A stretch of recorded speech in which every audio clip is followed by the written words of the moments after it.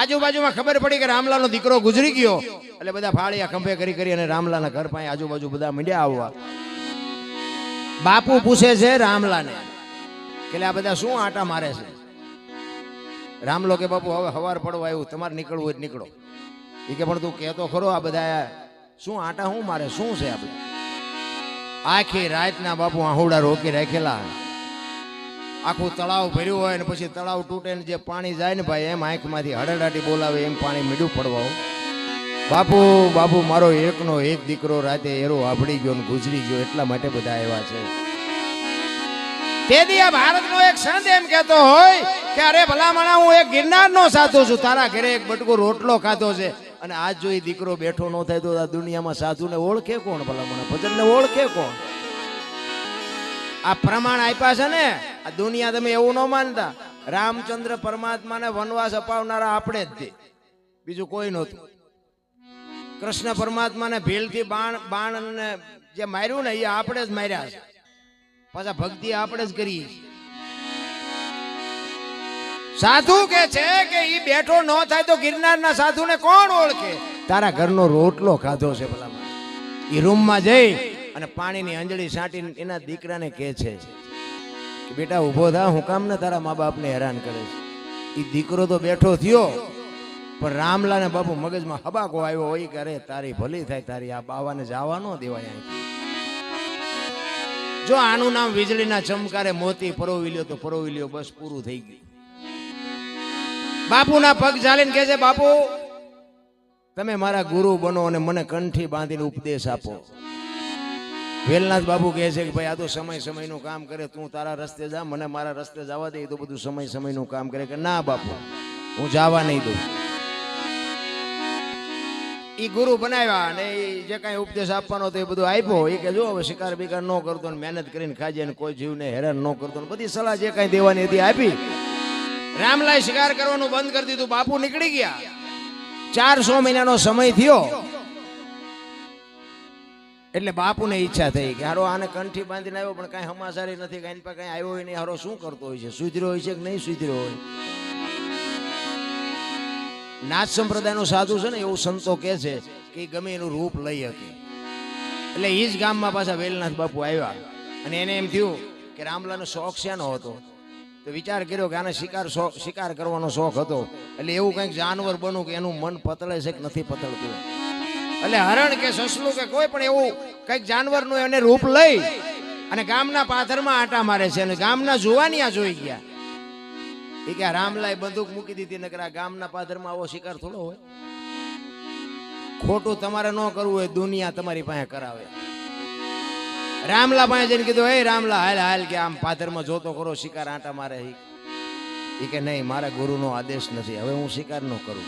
પણ કે તું હાલ તો ખરો. એને ઢળી લઈ આવ્યા અને આમ જ્યાં શિકારને જોયો ને 40 વીઘાનો પાંતો વાળે ને ખેડૂનું મન ડફળે ને એમ રામલાનું મન ડફળ્યું. અત્યારે ક્યાં ગુરુ જોવે છે, એક શિકાર કરી લેવાય એનામાં હું ફેર પડે.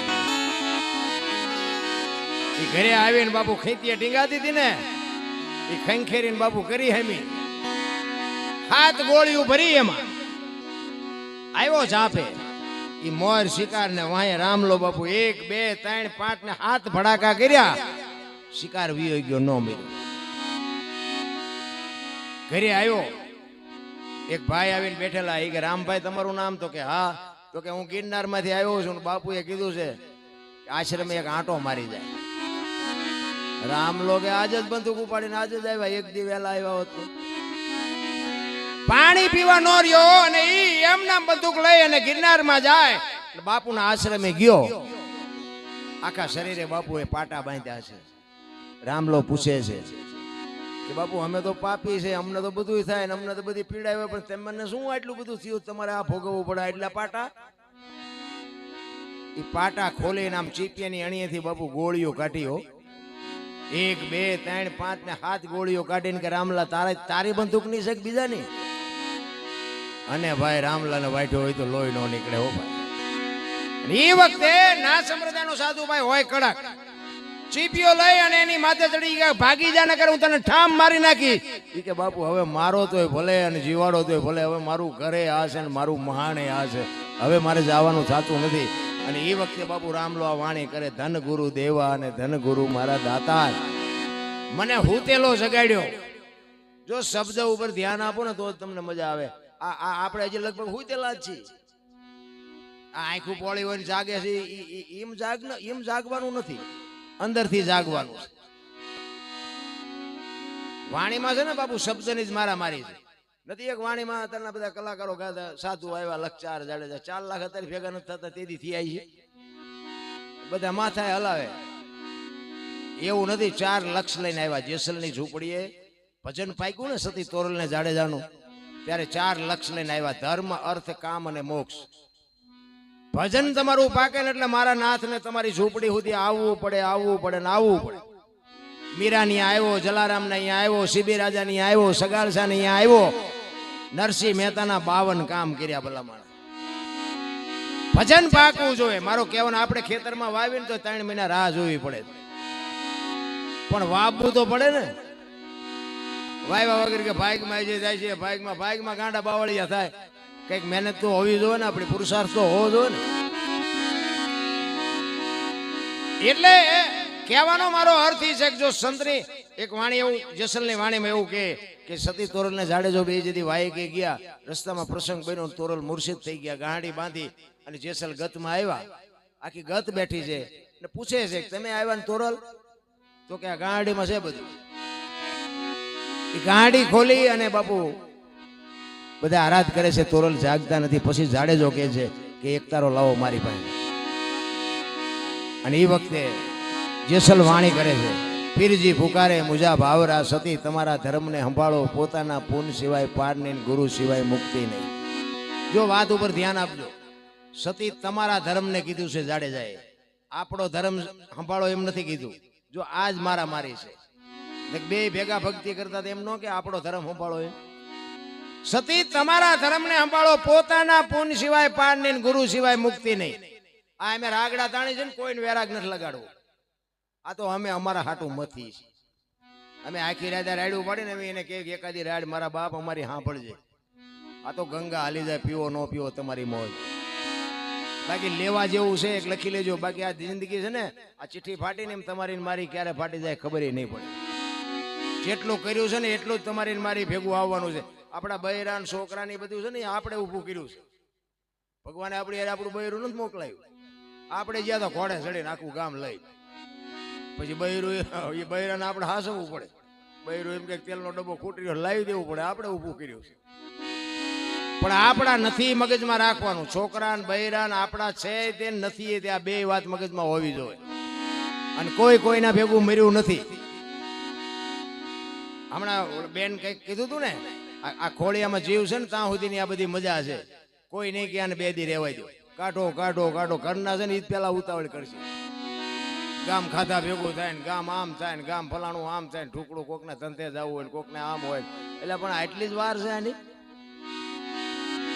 જીવન છે ને આવું નોર્મલ જીવન છે. જેટલો સમય મળ્યો છે એટલો કઈક આનંદ કરી લેજો. ને જે કરેલું છે ને, ગંગા સતીની વાણી કહે છે 21,600 શ્વાસા બાબુ તમારા ને મારા.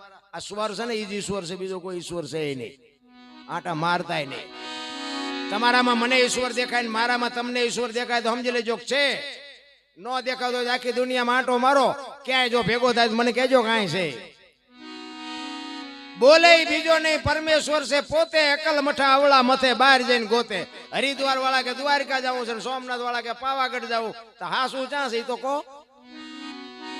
ચાઈ છે જ નહીં. બધી દુકાનો ખોલી ખોલીને બેઠા છે. તમારી પાસે જે તમે મંદિરમાં જાઓ ને, મંદિરની મૂર્તિ સામે તમે આમાં હાથ જોડો ને, ત્યાં તમારી આંખો બંધ થઈ જાય. ઈ મૂર્તિ હોત એમ કહેતી કે અંદર જો, અંદર આ મને ત્યાં બેડ્યો, હું તને શું દઉં. પણ સમજાતું જ નથી શું કરવું. બોલા ઈ જાડેજો કે છે સતી તમારા ધર્મને સંભાળો, પોતાના પૂન સિવાય પાર નહીં, ગુરુ સિવાય મુક્તિ નહીં. અને આવડી આ જ વાત બાપુ સતી તોરલ જાડેજાને કરે છે. ક્યારે મધદરિયામાં પૂગ્યા ને ત્યારે તોરલે જાડેજાને આ જ વાત કરી હતી કે જાડેજા પાપ તમારું, પાપના પોટલા ફગાવી દો ને તમે જો પુણ્ય કર્યું હોય તે યાદ કરો. હામી હામી બાપુ ભજનની વાણી અડી રે, પણ આપણે સમજાતું નથી. પછી અવારે પૂછે કે મજા આવી, જામો પડ્યો. પરબમાં સેવાદાસ બાપુ હતા ને ત્યારે હારા હારા કલાકારોને બોલાવીને પ્રોગ્રામ રાખે. અષાઢી બીજ હોય, ગુરુ પૂનમ હોય, પછી બધા સેવકો એમ કે બાપુ આજ તો ભારે મજા આવી, બાપુ જામો પડ્યો, બાપુ જામો પડ્યો. પછી બાપુ એમ કે જામો પડ્યો પણ કાંઈ ફેર પડ્યો? ફેર ન પડે તો બાપુ આનો અર્થ એ શું? આ કથા માંડવાના મેં હમણાં વાત કરી, તમે જે કથા બેહારો એ કથાથી તમને ફાયદો શું મને કહો? શું ફાયદો? બાકી તો ફાયદો કોને હોય? વાંચવા વાળાનો હોય, મંડપ વાળાનો હોય, સાઉન્ડ વાળાનો હોય, મારા જેવા કલાકારને હોય, સાજિંદાનો હોય. તમારે શું? તમારે કથાનો ફાયદો જોતો હોય ને તો ભાઈ ભાઈનો જો દુમેળ મટી જાય, હાઉ વહુનો દુમેળ મટી જાય, બાપ દીકરાનો દુમેળ મટી જાય, સમજી લેજો કથા થઈ. નકર તો ખિસ્સા હળવા થાય, બીજા હિલોળા થાય. તમારે હું અમારા દોણા ચૈતર મહિનામાં હાલ્યું તો હાલ્યું પૂછો આ બધા. મેં કીધું જે થવું હોય આપણું તો હાલે હે ને એવડે એમનું જે થાય છે. 5 ગામ ધુમાડા બંધ જમે અને હગા ભયું ન હોય. બોલો હવે આ કથા કોઈથી પોગે ને પતે? સાચું સમજાતું જ નથી ભલામણ. મને તો એમ થાય ભલામણ જીવે એવું આવ્યું. અત્યારે છોકરા કાજુ બદામની ઓગેટ કરે. બોલો નથી ખાવું એમ કે હું તો એમ કહું ખાને દીકરા અમને પાર્લે નથી ચડ્યું. અમારે એક ચોથી ચોપડી ભણે મારા દીકરાનો દીકરો. અત્યારે તો ઓલા જીન્સ ફાટલા પહેરે ને ફેશનમાં, ઓલા જીન્સ ના ટી શર્ટ બીસ ફાટલા હોય ને, ચોથી ચોપડી ભણે તો એ છોકરું જેવડું 9-10 વર્ષનું જ હોય ને. એ મારી પાસે આવ્યું ને, મેં કીધું બેટા તારા પપ્પા જઈ ગયા તો કે સુરેન્દ્રનગર. મેં કહું આવે ને એટલે કહેજે મારે એને વઢવું કે કાં? મેં કીધું પૈસા નો હોય તો હું આપું બેટા, તું સુરેન્દ્રનગર ભણવા જાય ને આવા ફાટલા પહેરાવે? મને કે દાદા તમને નથી ખબર પડતી. બોલો ચોથી ચોપડી ભણે એ મને કે તમને નથી ખબર પડતી? મને કે આને ફેશન કહેવાય. મેં કીધું બેટા આવા ફાટી ગયેલા એની માથે થીગડા પહેરી પહેરીને મેં મરી ગયા. આવી ખબર નહોતી કે આવું ટાણું આવશે ને ખાસ પીર ન રાખત મેં અત્યારે પહેરા. અરે શું સમય આવ્યો ભલા માણા, જીવે એવું આવ્યું છે. મને તો એમ થાય કે તમારે અત્યારે દિલ્હીથી કલકત્તાથી જઈને હાજે આવવું હોય ને તો આવતા રહ્યો બાપુ, એવો સમય છે. વાહન મકાન રૂપિયા શું ઘટે છે મને તો એ નથી થતું. મને તો એમ થાય ખારું આ હમણાં ટાઈમ પૂરો થઈ જાય ને હમણાં વ્યૂ જવાનું થાય. કાંઈક સમય મળ્યો છે કે ગંગા સતીએ બાપુ કીધું કે શ્વાસા છે ને આપણા, એ શ્વાસા અરે સુરતા લગાડવાની છે, બીજું કંઈ કરવાનું નથી. રામ એટલા માટે એ રામલો બાપુ એના ગુરુ મહારાજને કહે છે કે હવે હું મારા ચામડાના જોડા કરીને તમને પહેરાવું ને બાપુ તોય હું તમારા ગુણમાંથી છૂટી હતું એમ નથી બાપુ. જે બાપુ મહાપુરુષોને જે અનુભવ થયા છે ને એ તો શું આપણે વાત કરીએ ભલા માણસ. આ માથે ધણી હોય તો સમજાય, બાકી સમજાય છે ને એ ઉપર થઈને જ જાય છે. સવારામ બાબાએ બાબુ આ વાણી બનાવી 50 થી 60 વર્ષની વાત. સવારામ બાપાથી એને બહુ વર્ષો નથી થયા. આ પીપળી આજે બાપુ જો આ ધર્મના વાવટા ફરકે હજારો માણા હરિહર કરે છે. કેવું ભજન કર્યું છે. બજાણાની જેલમાં સવારામ બાપાને જબુમાને બેને પૂરે મોલે સલામ દરબાર બજાણાના, અને એ વખતે જબુમા બાપુ સવારામ બાપાને કહે છે કે મીરાનું કામ કર્યું, નરસિંહનું કામ કર્યું, આજ જો આ મારો નાથ આમાંથી નહીં કટવે તો દુનિયા શું આપણી માથે વિતાડશે. તેથી જબુમાં વાણી કરે, ખોટલ રે પોરો ને વધ્યો ખઈ દુનિયા બતાવે અમને ડારો. એ મારા નાથ, અમે આ ભજનના માર્ગે ચડ્યા ઈ અમારો ગુનો. ભક્તિ કરવામાં જો આવી જેલું પડે તો કાલ દુનિયા કોણ ભક્તિ કરશે? અને હળાહળ કળિયુગમાં બાપુ બજાણાની જેલના તાળા તોડ્યા. તમે વિચાર કરો કે આ કયું ભજન કર્યું છે. આપણું બાપુ કામ જ નથી. હું તો એટલે કહું છું કે આટાનો મારો તો કાંઈ નહીં, પણ છે ને 5 નામ લ્યો ને તો મહિને 1.5 થાય. અને એ આપણું બેલેન્સ છે ને એ જ જાહો તેથી કામમાં આવવાનું છે. બાકી જે હરી આ બંગલા ને રૂપિયા ને ગાડીઓ ને બંગલા નોકર ને ચાકર ને કાંઈ હારે નહીં આવે. સમજી લેજો, ઉપાડો થાય, કોઈ નહીં કે ક્યાં રાખો. અત્યારે આપડા કોઈનો દેહ દુર્ગંધ નથી મારતો, જોઈ લ્યો. એમાંથી એક તત્વ નીકળી જાય દેહ દુર્ગંધ મારી જાય. અત્યારે જોવું તો જોઈએ ને, અત્યારે કોણ ઉટકીને સાફ સુફ રાખે છે?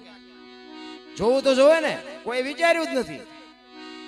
બહાર જ આંટા મારે છે બધા, અહીં જવું છે, અહીં જોવાનું છે, અહીં જવાનું છે. એટલે પણ કઈ છે જ નહીં, શું જોવાનું? અહીંયા બધા અહીંયા કોઈ માણસ છે ને કઈ પૂંછડા નથી ઉઈ ગયા. આપણી જેમ જ છે. ઠીક છે, દુનિયા જોવા જેવી છે, હરો ફરો મોજ કરો, બાકી મળે કાંઈ નહીં. મેં 20 વર્ષ ઘટારો હાંકીને આખી દુનિયા રખડી આવ્યો, કાંઈ છે નહીં. લાવો જ કરે બધા. તમને મળે તમારા ઘરેથી. શું કામ? તમે ગમે ત્યાં ગયા હોય ને 2 દી 5 દી થાય ને તરત જ ઘર સાંભળે. પછી ભલે ઝૂંપડામાં રહેતા હોય, ઘર છે ને ઈ જ મંદિર છે. ઈ તો આ દીકરીઓને ધન્યવાદ દઉં કે બાપુ પારકા પોતાના ઘરે આપણને 3 દી નો હોરવે. દીકરીઓનું છે ને સમર્પણ છે, ત્યાગ છે. તમે એનું શું ત્યાગ કરવાના? 18 વર્ષ સુધી બાપના ઘરે દીકરી રહી હોય અને પછી બાપુ દીકરીના લગ્ન કરે ને, હડપ કાંચળી ઉતારીને વ્યો જાય એમ દીકરી વહી જાય. આ ઘર મારું નથી દીકરી કહી શકે. 50 વીઘા જમીન હોય, 2 દીકરા હોય ને 1 દીકરી હોય, 25 વીઘાના 2 જ ભાગ પડે. દીકરીનો કેમ ભાગ નથી પડતો? અને દીકરી કોઈ દી કોર્ટે સડીને કીધું કે મારા બાપાએ મને કઈ આપ્યું નથી. આને સમર્પણ કહેવાય. આપણે લઈ લઈને મલકના બૂસ મારી દે એને સમર્પણ ન કહેવાય. ત્યાગ છે દીકરીનો. મારો કહેવાનો એક સંત અને એક દીકરી બાપુ આ 2 ત્યાગ કરે. ધમ સાહેબીમાં ઉછરી હોય ને દીકરી અને હાહરિયામાં જ્યાં પછી સોકડીઓ ગાળતી હોય ને એનો બાપ નીકળે કે બેટા કેમ છો? બાપા અમે બધા મજામાં છીએ. મારા બાને કહેજો મારી ચિંતા ન કરી. આ દીકરી કહી કે તમારી મારી તાકાત બહારની વાત છે. અત્યારે જોવો તો આમ તમે આ રામાયણ, રામચંદ્ર પરમાત્મા વનમાં ગયા ને બાપુ, અયોધ્યાની ગાદીનો કોઈ ધણી નહોતો. વિચાર કરજો, નોખી માયુના છોકરા હતા. નકર અયોધ્યાની ગાદી એટલે દશરથ તારો દરબાર, ઇન્દ્ર જેની આશા કરે. તેથી ભાઈઓ વિનાનું ભેકાર કડવું લાગે કાગડા. લક્ષ્મણજી કે મારે નથી જોતી, ભરત કે મારે નથી જોતી. અયોધ્યાની ગાદી એટલે ઈ ગાદી બાકસના ખોખા ઘોડે રખડતી હતી. કોઈ ધણી નહોતો. ભલામાં નોખી માયુના છોકરાનો જો આટલો રાગ હોય અને એક માના 2 છોકરા હોય ને હામા ખૂંટિયા કાતરે એમ કાતરતા હોય, આપણને એમ ખાલી રામાયણ ચા જઈ. એક વેચ જમીન હાટું હગો ભાઈ હગા ભાઈ મારી નાખે. તમારા મારા અનુભવની વાત કરું. એક જાય ઉપર અને એક જાય જેલમાં. જમીન ન્યા પડી હોય. એટલે મહાપુરુષો કીધું ધરતી રાજા રામની કોઈની પૂરી કરી નહીં આસ. આની માથે કંઈક રાણા રમી ગયા ને કંઈક વિયાઈ ગયા નિરાશ. ઈ જેલમાં ગયો એની પછી ખબર કાઢવા જાવ એટલે શું કે ઓલું 50 વીઘાનું રહ્યું જાય ભલે જાય પણ મને બારો કટાવો તા વેચ જવા દીધી હોત તો તારે મોડું થઈ ગયું હોય.